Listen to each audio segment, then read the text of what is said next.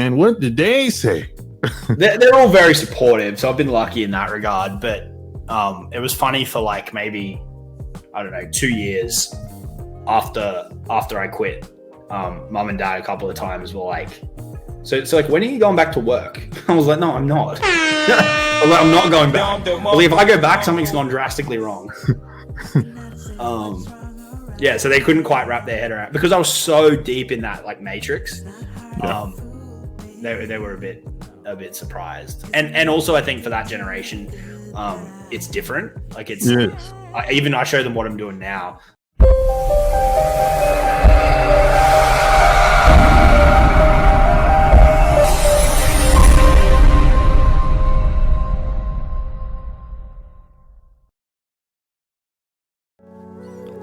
This episode is brought to you by the best AI software online called Goody.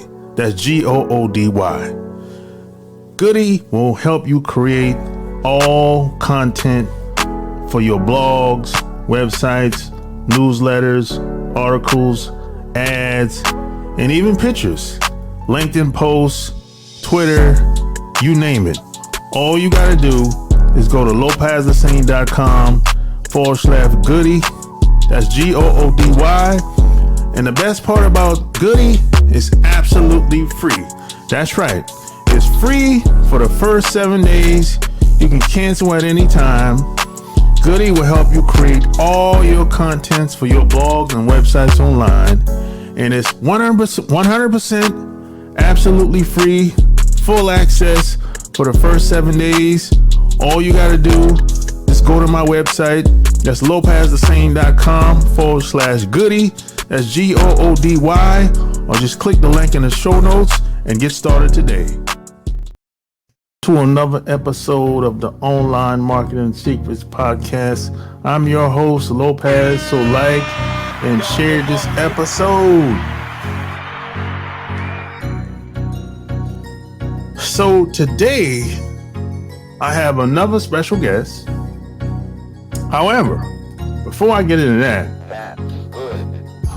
I would appreciate it if you would leave me a 5-star review in iTunes.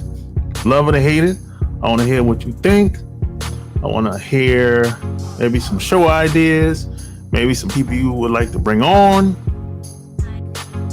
So wherever you listen to me on iTunes, Amazon, Google, leave me a review. I want to hear your feedback. Love it or hate it, I want to hear it. I appreciate you, because if it wasn't for you, I wouldn't be here. So with that being said, I have a special guest today that has made millions of dollars online. So if you ever wanted to get started online selling other people's products, my guest today has done exactly that. And he's done it on the next level, I would say. And he created a personal brand in 2018. He quit his finance job that he had, came online, made millions of dollars as an affiliate, selling other people's products and services. And now he advises other people to start their online business as an entrepreneur, creating strategies and tactics that they can model and do the same as he's done as well. So with all that being said, my special guest is Jacob Caress. Welcome to the show.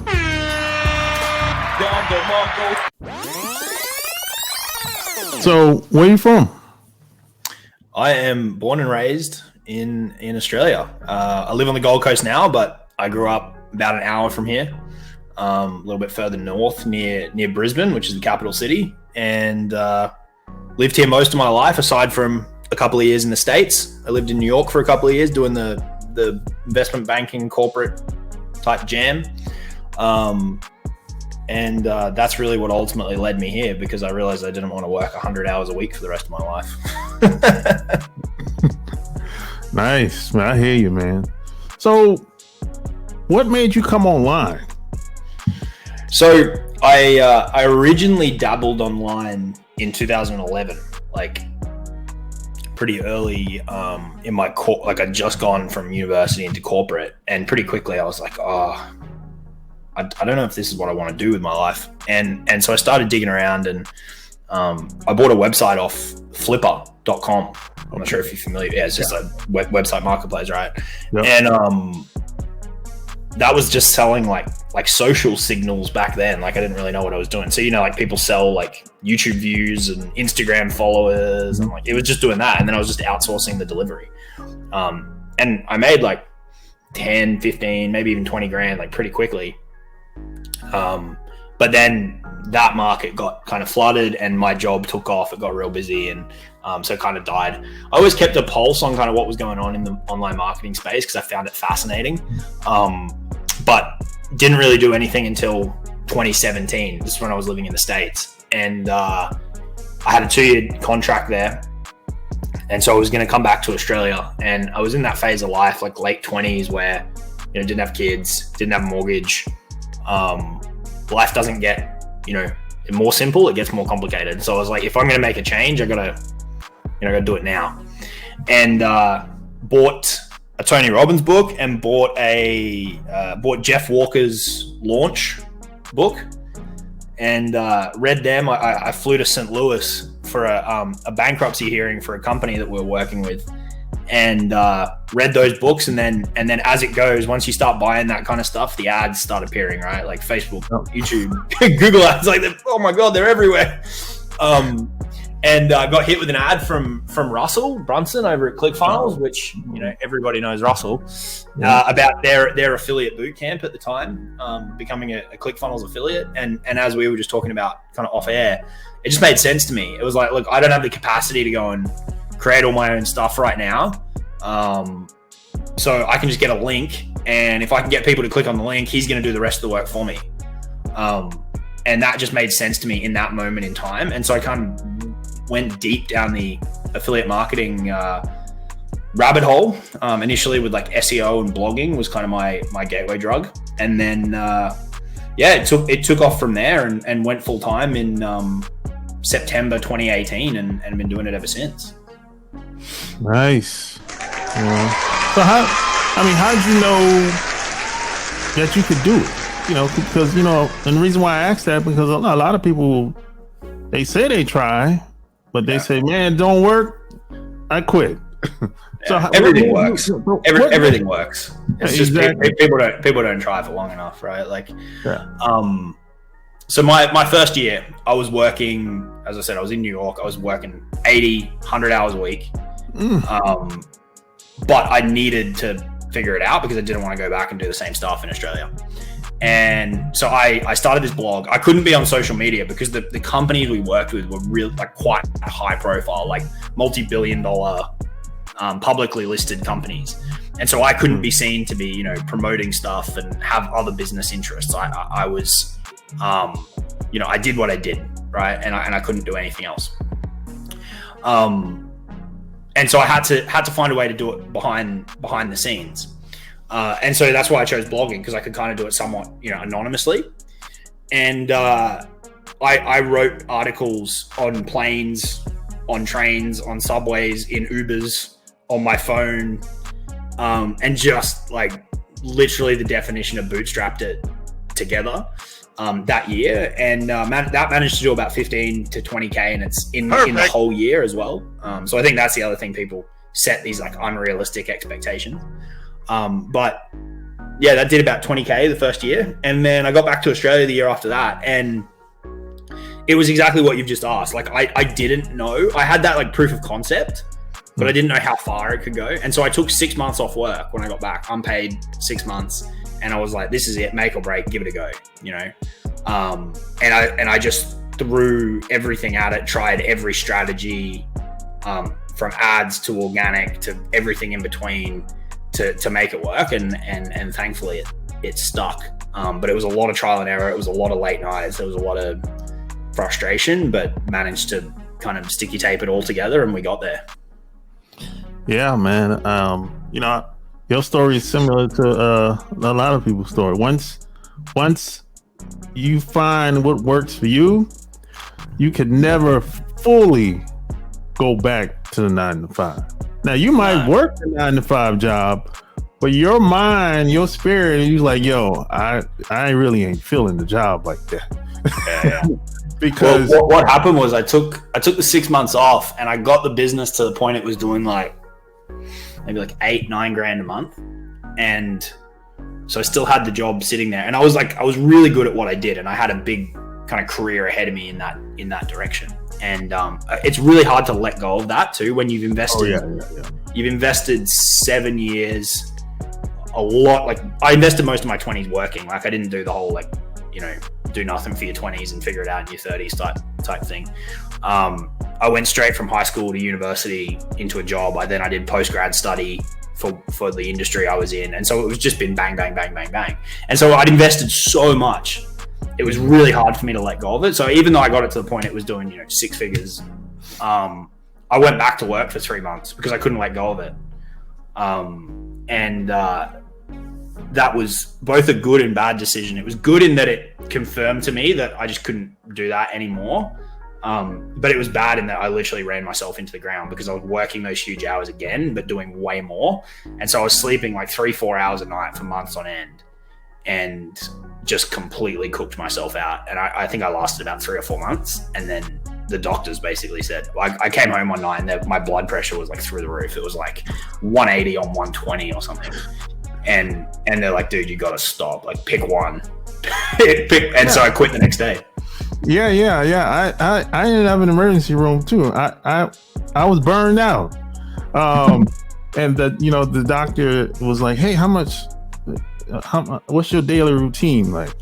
And I was telling him, hey, I get up in the morning, I go to class, and then when I get out of class, I go to work, and then when I get off at 11 o'clock, I do some stuff online, and then I go to bed at 3:30. And he was like, what? Yeah. He said, how long you been doing this? I said, man, probably like about 2 years now. And he's like, yeah, I get enough sleep. You burn out, man. Yeah. So yeah, man, that's when I learned, in the beginning, I thought I could do everything, but no, that's when you learn that, at least back in the day, I didn't understand the concept of getting help. I didn't understand that. Try to do it all yourself. Yeah. Exactly. So what did your family say when you quit your job, man? What did they say? They're all very supportive, so I've been lucky in that regard. But it was funny for like maybe, I don't know, 2 years after I quit. Mum and dad a couple of times were like, so it's like, when are you going back to work? I was like, no, I'm not. I was like, I'm not going back. I was like, if I go back, something's gone drastically wrong.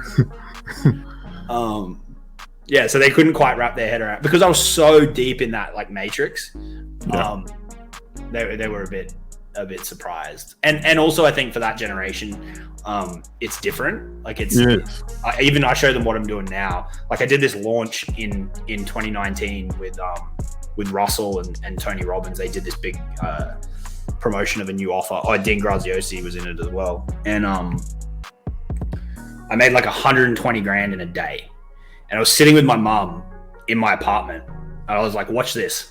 The sales started popping in when they opened the cart. Yeah. And it was just like ding, ding, ding, ding. And Mum's like, what the fuck is going on? I was like, what is happening? Because it's like, it doesn't feel real, right? I had the laptop like up on the screen, and it's just like $1,500. Just it's like when you go to Vegas and you play the slots and it was like that. It was out of control. So I think it's a bit challenging for them to conceptualize as well, because it's pretty crazy what we do. But they were all really supportive. They just wanted me to be happier. So just like, so like, when are you gonna go back to work? No more work.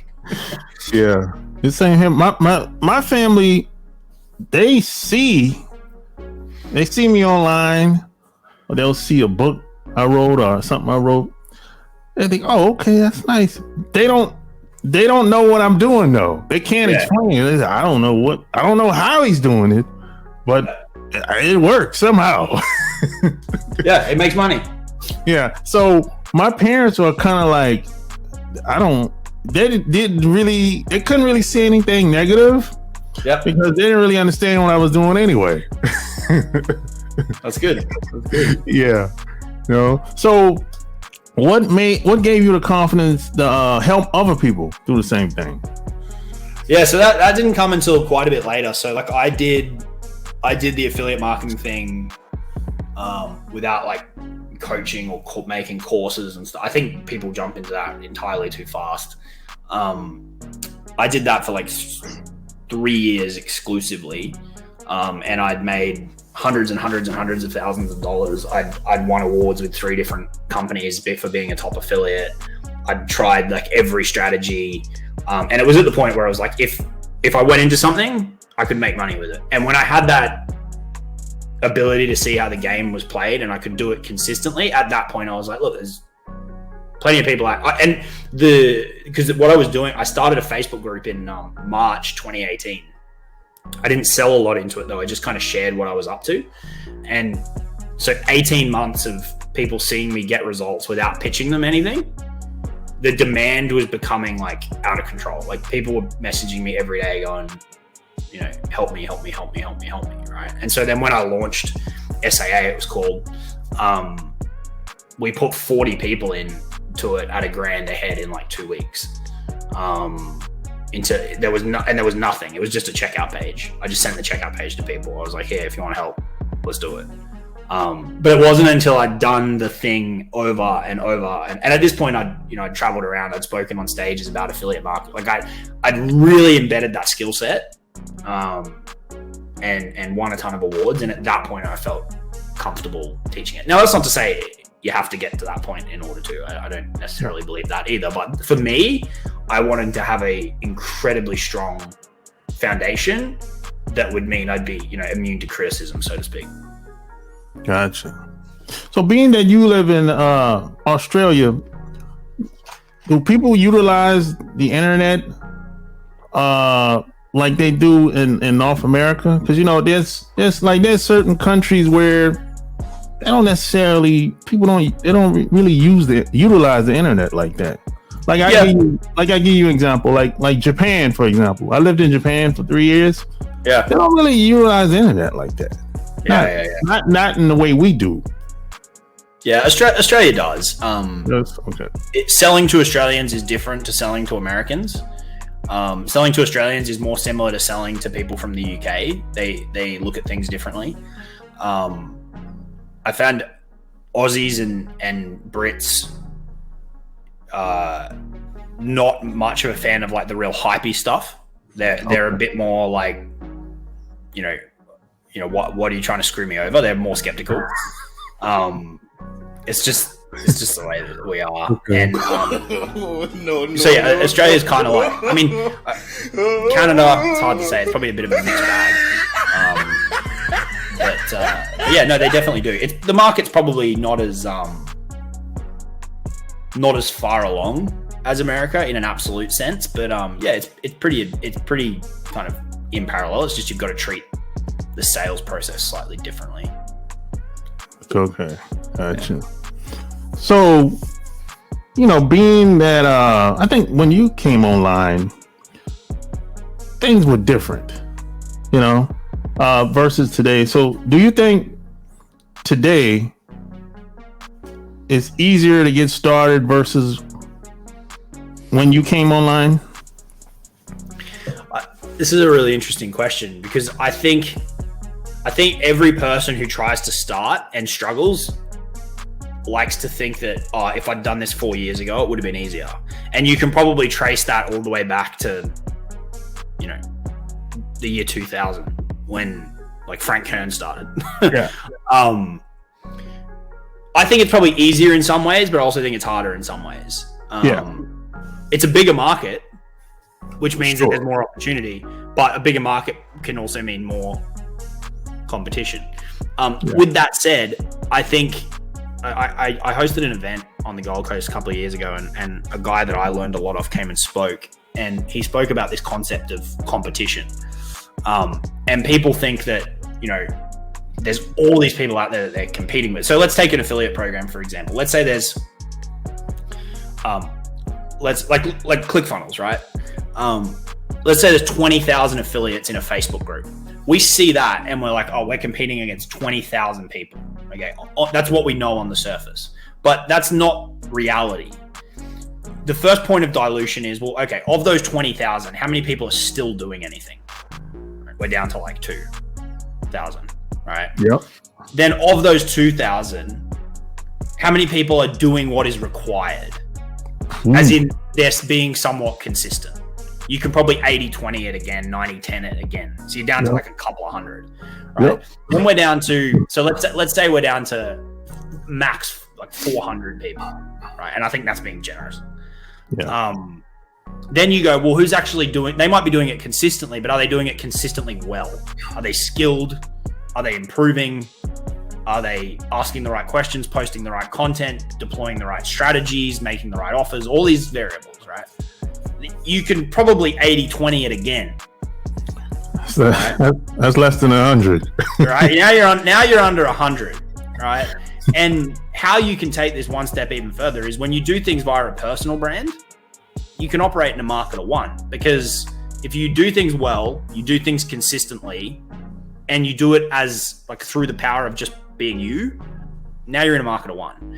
And so I think if folks take that approach and that view of the world, they realize that there's a hell of a lot less competition than they realize. Like when I won this ClickFunnels thing, it was a couple of years old, but I was like number 51 in the world. And at that point, there was 30, 40,000 affiliates in the group. So the numbers stack up, right? So I think there's tons of opportunity. I had a friend who I talk to periodically, and I showed him like one Google ad strategy, and then I didn't talk to him for like 9 months. And I knew this guy would do well, because he's the type that just when he hears something, he just goes and does it, and he doesn't quit. He's like a dog after a bone. Like he just does not quit until he gets it. And he came over and he's like, yeah, dude, made like $500,000. I was like, holy crap. But he just didn't relent, because he knew the approach worked, and he just did not relent until it clicked. So I think a lot of it's about what's going on between the ears. But yeah, the competition isn't nearly as much as people think. If you actually deploy the right approach and you're genuinely consistent with it, and you add your own little flair and style and personality. Yeah, especially if you're a well-known person, in today's time, because I remember when I first came online, this is like 15 years ago, nobody had to know, you could be faceless. No one had to ever see your face. You could just have a website, and you could send people your splash page with an opt-in, splash page, emails and whatever. That's how long I've been online. And you collect email addresses and send them to whatever you have to offer, and people would buy. Boom. It could be trash, whatever you had, and people would be upset, of course, people would complain, and some people would get shut down, but that's starting not to work so well now, so some people would say, well, you know what, I like, because today people actually want to see what people look like. They want to see who's behind the website today. Right. Yeah. So I think that's, as long as you're a good operator, yeah, I think that should be viewed as a positive, because if you sell good stuff and you care about your customers, I think there's more of an opportunity because you stand out. Yeah, So I know you get asked, this probably a lot. It might be a brand new person, somebody that just coming online, no experience, don't know anything about the internet, and they would say, hey, I got this product, this service, maybe I'm a realtor or I'm into fitness. They'll say, hey, how do I get started? What would you tell them? Build a personal brand. Build a personal brand without a doubt. Start creating content. Just start creating. Pick the platform that you like the most, right? Pick the format that leans into your strengths. If you're great on video, do YouTube. Layer in Facebook and Instagram because they're different. If you don't want to do video, you just want to do audio, do a podcast. If you don't want to do either of those, just do Facebook or Instagram. Pick the platform that you like the most and just start creating. Put the link to whatever you want to do in your bio and just start having fun with the algorithms until people start clicking on it. That's the game in a nutshell. You can make it as complicated or as fancy as you want, but you just got to start posting. Start talking to people, start responding to people in the comments, start testing different styles of short form video, long form video. Just become a mad scientist about it, but focus on this game's really simple. Once you've got something to sell, your whole job from that moment onwards is to build your reputation, right? And we can break down what the word reputation means: more followers, depth of relationship with your followers. But in a nutshell, it's to build a reputation, because the reputation is what will drive the clicks. And assuming the thing is set up correctly, that's what will get the conversion. So that's all people have to do, is if they've got something they want to sell, just go out and build a reputation. Do podcasts, do interviews, create your own stuff, build this your own world. This is how I think about it anyway. I've got this like Jacob Karras world, this ecosystem, and all I'm trying to do each day is get people to consume.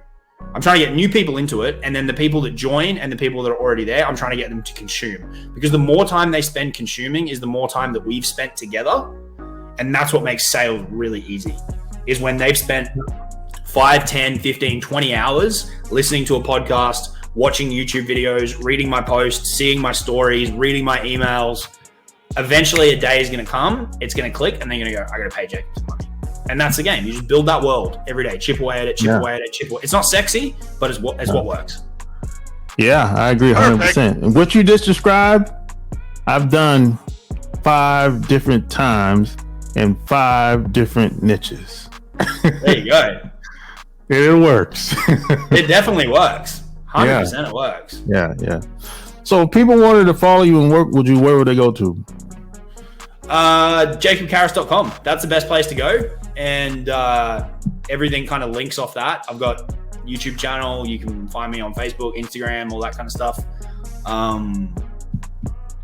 That's the best place. That's kind of the hub. There's a video on there that explains, kind of similar to what I just described, how we build these kind of social ecosystems and sell off the back of that. But yeah, that's the best place to go. There you have it. Like, share this episode. All links will be found in the show notes. Until next time, we're out. Peace.